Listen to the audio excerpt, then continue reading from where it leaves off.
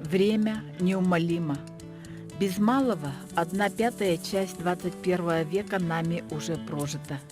20 век, увы, уже история. Мы продолжаем летопись ушедшего века в рассказах современников. Сегодня у нас в гостях человек-легенда, создатель музея спорта в Якутии, профессор Валерий Пантелеймонович Кочнев. Мои родители, отец – заслуженный учитель школы СССР, кавалер ордена Ленина, заслуженный учитель школы. Мама просто домохозяйка. Воспитывала нас 4 парня с труду. Мы с ней пошли в Нюрбы, там я родился, 2 старших брата, 1 брат родился здесь, в Тулагино. Очень хорошая школа, как она славилась во время войны особенно, и до войны. Тулагинская школа для меня как бы родня. Все время посещаю эту школу, помогаю, научные конференции проводим. Эту школу, я считаю, что действительно она дала мне такое хорошее воспитание. Работал в Якутском госуниверситете 60 лет, потом уже вот отдыхаю сейчас, являюсь директором спортивного музея республики. Был проведен чемпионат мира по перетягиванию палки. Мы уже в музее, который я веду, полностью сохранили, что было на этом первенстве. В Москве я окончил Государственный центральный орден Ленина, Институт физической культуры имени Иосифа Виссарионовича Сталина. Это самый первый институт в России по профессии преподаватель физического воспитания. 1954 года, когда окончил институт, вот до сегодняшнего дня не бросаю свою специальность, работаю в физкультурном деле. В то время, когда мы оканчивали, дается одна специальность – преподаватель физического воспитания. А сейчас институт физкультуры готовит по отдельным видам спорта. И спорт игровик, легкая атлетика, лыжный спорт, борьба, это бокс и так далее. В то время у нас общее занятие было. Мы занимались и боксом, фехтованием даже, легкой атлетикой, лыжным спортом, спортивными играми. Специализировались и стали преподавателями именно общего профиля. В институте я сам избрал в основном легкую атлетику и национальные виды спорта. В нашем институте впервые, так в мире даже, и развивали национальные виды спорта. Утром меня резко специализированы, подбираю по возрасту, обязательно хожу по городу, на работу иду пешком. И дальнее расстояние я, конечно, не иду. Ну, самые больше 3-4 километра, вот так, ежедневно хожу, без палок. Вот сейчас вот широко развит это бег с палками. Так, я считаю, что такой вид ходьбы с палками у якутов существовал уже 800 лет тому назад, когда мы проводили первый праздник Исах, показывали, как нужно ходить и как они ходят сейчас. А наши охотники, они в день 20-30 километров ходили пешком. Вот это, конечно, их и действительно укрепляло и довело до глубокой старости. Специалисты приняли скандинавскую ходьбу, так, но эта ходьба или якуты, которые сами ходили, разницы никакой не имеет. Только здесь надо организовать, организаторы нужны, так называемые тренеры по скандинавской ходьбе. У них осталось такой именно главной такой дисциплиной, которая, значит, укрепляет их здоровье, так, и показывает выносливость, ходьба и упражнения, которые они там во время ходьбы делают, остались там пожизненно. Якуты ходят без палки, и всегда мне приходят спрашивать, что такое скандинавская ходьба. Это якутская ходьба, так, только ходит группой, а мы, якуты, ходим сами самостоятельно. Когда я работал в университете, профессора Пашарят, Макаров, да, Пихайлов, все они занимались вот такой утром ходьбой. Мы вместе встречались на Зеленом лугу, и как раз я их встречал и все время хвалил их. Организм человека сам подбирает ходьбу, сам. Он заставляет тебя ходить быстро, он заставляет немного, так, медленнее ходить. Я считаю, что ходьба вот такая, ну, не обязательно, я говорю, скандинавская ходьба, это самый лучший для укрепления здоровья. У каждого народа свой вид ходьбы. Так, якутская ходьба, так, скандинавская ходьба, так, русская ходьба. От деревья к деревья ходьбой когда-то ходить не было. На лошади тоже мало кто ездил. Ходили. Сейчас сын Пашарина, он занимается сейчас вот скандинавской ходьбой. Так. Так что ходьба – это основной вид движений так, всего человечества, всего мира. Дети маленькие совершенно сейчас, даже в детских садах, так, в школах обязательно занимаются ходьбой. Домой идут, обязательно борются. Так что это, я считаю, вид физических упражнений, которые люди никогда никуда они не бросят. Он будет сопровождать его, и организм сам заставит ходить. Болезнь сам наступает, потому что он не занимается физическими упражнениями и занимается видами спорта.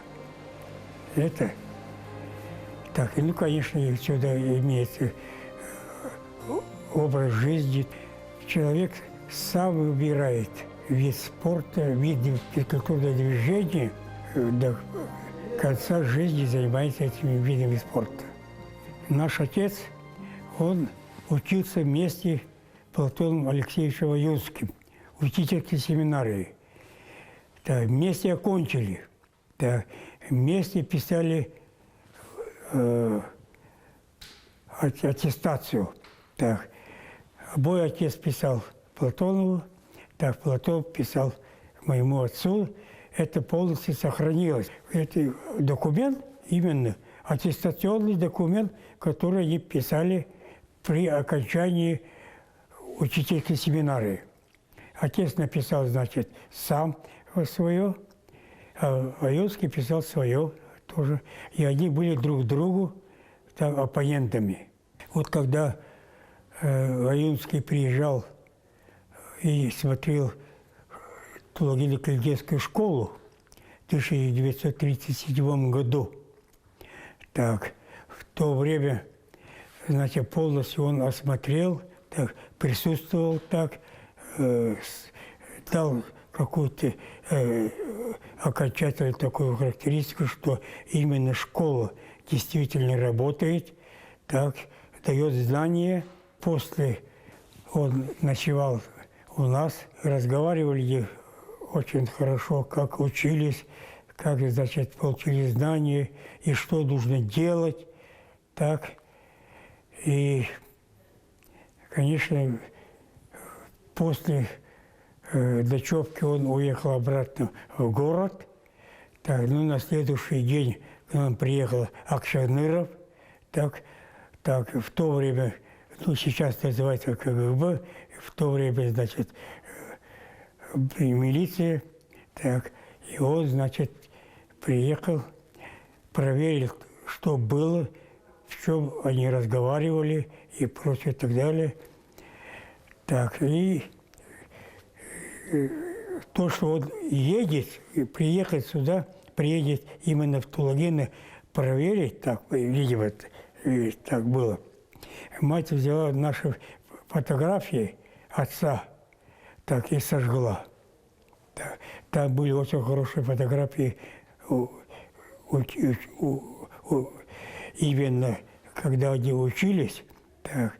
Ну, к сожалению, осталась одна фотография, выпускная фотография, большая фотография, которая находится вот в этом музее. Там все фамилии, все. Отец мой записал в 1937 году. В 1938 году Платона Алексеевича уже посадили, большие документы и прочее, и так далее. Сведения, может быть, даже остаются неизвестными.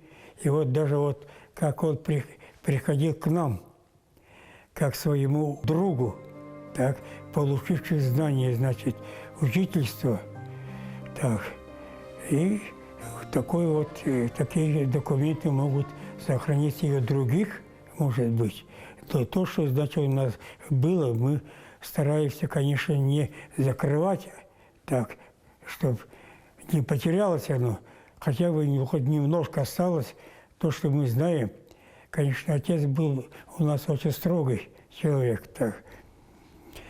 Слишком много болтовни он не любил, конечно, так.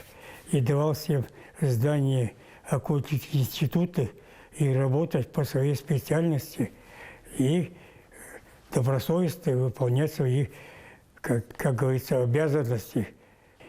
Мы все 4 брата, старший брат у нас комсомольский работник, партийный работник, и работал здесь, в Якутске, в обкоме партии. Так, потом, значит, работал в Алдане председателем райисполкома, построил новый город Нерюнгри, был первым председателем Нерюнгри. Конечно, нерюнгрийцы, конечно, очень хорошо относились и сейчас относятся. Так, второй брат по своей профессии педагог, окончил и учительский, и педагогический, Благовещенский педагогический институт. 2 института. Работал директором Тулагино-Клинической школы очень долго. Я сам хотел получить медицинское образование, окончил ЯФАШ, тогда назывался медицинский институт ЯФАШев, Якутская фельдшерская акушерская школа. Но я окончил фельдшерское отделение и 1 год работал медиком, так, заведующим медпунктом село Магал. А на следующий год окончил подготовительный курс для поступления в институт, поехал в медицинский институт Иркутский. Но там мне не понравилось, и сразу поехал в физкультурный институт Московский с опозданием в институт. 15 дней с опозданием. Получить такое образование физкультурное, медику. Тогда институт 4-годичный был. Дали хорошее образование именно в физкультурной работе, которую я даже ни одного дня не переходил на другую специальность. Вот работаю с 1954 года по физкультурной работе. 4-й брат авиатор, сам окончил так, авиационный так, техникум. Так, долго работал в Якутске, так, технический техникум. И ушел на пенсию. Конечно, предупреждение было, что он в Айовске приедет. Все колхозы, которые вокруг, значит, школы, они знали, что приедет вот в июне месяце, так, и будет, значит, проводить, значит, встречу. Народу было очень много. Конечно, присутствовали очень много. Так, даже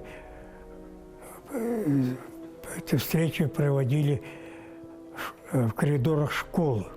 Директор школы, хороший человек, так, очень грамотный, так, и предупредил, что едет, значит, такой человек Аюцкий. Школу они подготовили все. Так, преподаватели школы, так, ученики старших классов, 6-7 класс, там ученики нарисовали очень много рисунков, так, в том числе самого Аюцкого, вот отрывки из его произведений, так, тоже много с них рисунков сделали. Преподаватель якутского языка инсценировки, кстати, сделал стихотворение, так, Аюцкого читали. Встреча прошла очень хорошо, очень много вопросов было о, значит, Якутии, так, что именно представляет, так, и что будет дальше в Якутии. Черпаешь такие ответы, все были довольны, конечно, именно, что человек, который поставлен на свою работу правильно, не пошел педагогикой, педагогический техникум закончил, но работает в такой работе, так, что именно правильно избрал свою профессию, так, в своей работе. Что за машина была? Маленькие такие машины. 4 человека садится и все.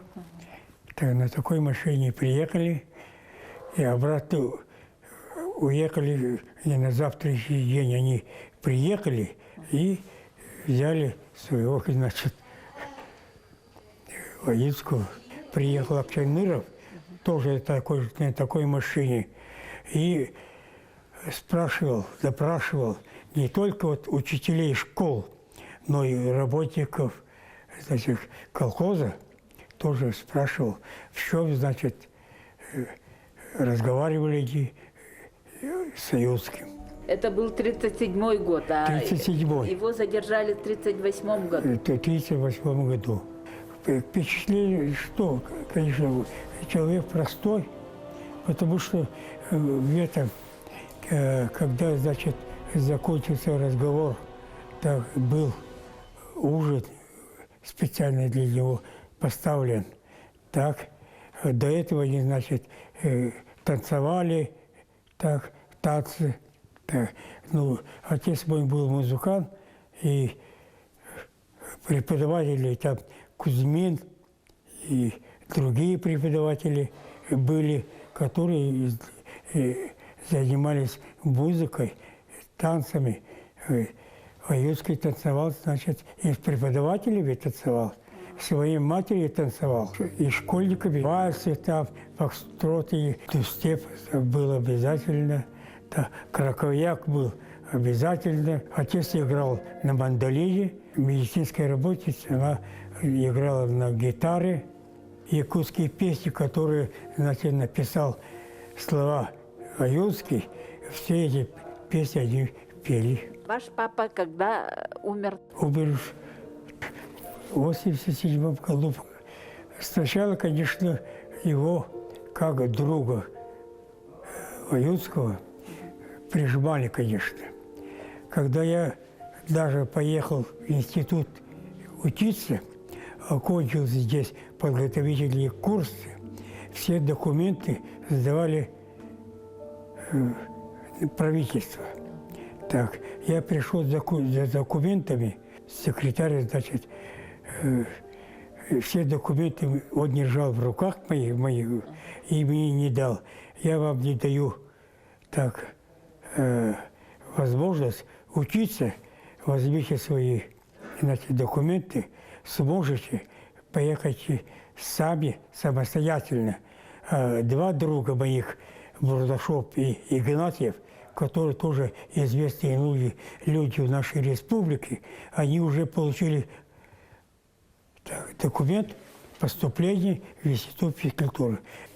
Я, значит, с этими документами получил и побежал в Тулагино, так, отдал, показал отцу, и сказал, что мне документы на поступление не дали. Говорит, самостоятельно можете поехать учиться, можете учиться и так далее. Вот тогда отец, значит, конечно, тогда он, денег у него, конечно, таких сбережений не было. Он занимал у знакомых деньги, собрал, и меня, значит, выручил. Я поехал с этими деньгами в Москву. Вот такая, значит, моя судьба. В настоящее время я все-таки свою специальность не бросаю. Супруга моя известный врач-акушер-гинеколог нашей республики. Был у меня сын, так, поступил в университет, окончил университет геологом, работал геологом в экспедиции и работал в Тиксе. Они открывали новое месторождение золота в Тиксе. Так, приехал сюда, в Якутск, и во время сокращения его сократили, его, значит, не мог найти постоянное место работы, переходил с одной работы на другое, и в это время, значит, заболел, да, и умер. Сейчас нет ни одного человека, так мы двое, 63 года жили вместе. Так вот такая, значит, моя судьба. Это медаль ордена Ленина. Я сам во время войны работал в колхозе. И здесь были очень много сусликов. Во время войны на этих колхозах они очень портили урожай зерна. И нас заставили ловить сусликов и сдавать, значит, на фронт для изготовления, значит, и приготовления для рукавиц, для шапок и так далее. Да. И мы вот работали и заработали по Союзу, заняли первое место. И все медали, вот, которые имеются, это в военное времени. Вы сказали, что есть стол, где Аюнский играл. Это когда он играл в шахматы? Он здесь, он жил в городе. Аюнского один жил в квартире, где убирала наша мама, когда, значит, Аюнского забрали и прочее, так далее. Она именно вот сохранила, этажерка была, этажерка она взяла, этот стол, когда, значит, вот этот дом переехали наши тоже знакомые и даже родственники жили, тогда, значит, мы узнали, что именно здесь Аюнский был, играл в шахматы, маленький стол такой. Ну, и именно такого содержания, как говорится, такое хорошее. Я все время говорю, я все равно сдам музей, Аюнского сдал. Доктор педагогических наук защитил диссертацию в Московском институте, стал академиком Международной академии наук педагогическое образование и Академии Северного форума, так, награжден высшим орденом Республики «Полярная звезда». Так, это один из таких орденов, которые даются, и я как специалист, так из преподавательской семьи единственный человек. Остальные, значит, ордена от «Полярной звезды» давали только за выступление. Вот борцы получили, так, другие специальности, которые так, получили. То из учителей, преподавателей, пока что один человек я.